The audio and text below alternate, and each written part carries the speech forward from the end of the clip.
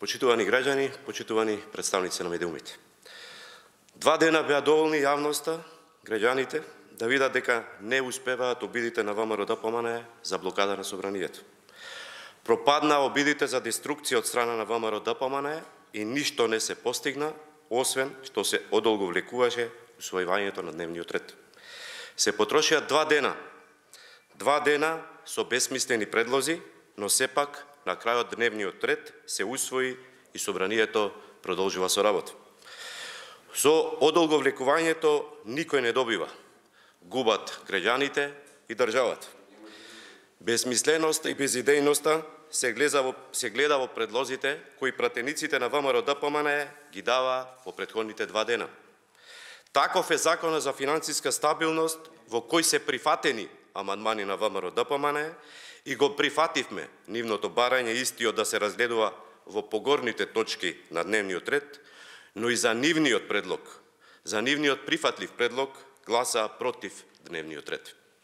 Законот за животна средина е важен за граѓаните, важен и според нас, важен и според ВМРО-ДПМНЕ, ама очигледно за нив само декларативно, бидејќи со сите сили се обидуваа да не се донесе дневниот ред и гласа против истиот. Законот за спречување перење пари и финансирање тероризам исто така е многу важен, а наводно и значаен и за ВМРО-ДПМНЕ, сепак гласа против и овој закон да биде на дневен ред, затоа што очигледно е дека нивните заложби се само декларативни. Одлуките за испраќање на припадниците на АРМ во мисии никогаш, ама никогаш не биле спорни од ниту една опозиција во овие 30 години независност. Ама оваа нашава активно бойкотирачка опозиција,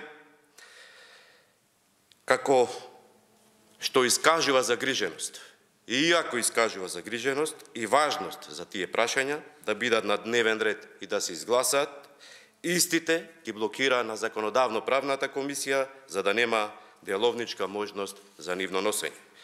Тоа е дефиниција за лицемерие, а лицемерие е второто име на ВМРО-ДПМНЕ. Сите други предлози, што јавноста ги слушна од типот втората точка да биде 5-та, 5-тата да биде 8-ма, 7-та да биде 12-та и така натака, иако безсмислени, иако ги прифативме само за да излезе на виделина нивната деструктивност, сепак на крајот и за таквите сопствени предлози гласаа против носењето на дневниот ред.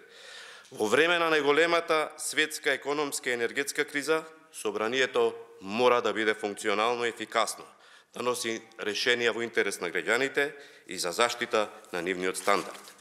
Тензии, надвикувања, скокање од место се целосно непотребни.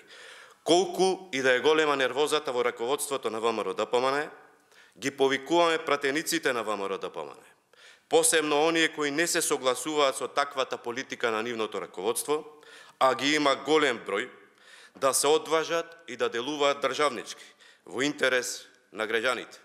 Ние, пратениците, и од мнозинството, и од опозицијата, сме избрани од граѓаните, тука сме за граѓаните и треба да работиме за граѓаните, посебно во вакви тешки моменти поврзани со се што се случува во Европа и светот. Блокадите по налог на Христијан Мицкоски повторно ќе бидат поразени. Имаме одговорност пред граѓаните, кои ни ја дале обврската да носиме решенија во нивен интерес, да ги надминеме сите блокади и обструкции од опозицијата и тоа ќе продолжиме да го правиме. Сите потребни законски решенија, кои се во интерес на граѓаните и државата ќе бидат донесени, без разлика на блокадите на послушниците на Христијан Мицкоски и парламентарната опозиција. Благодарам.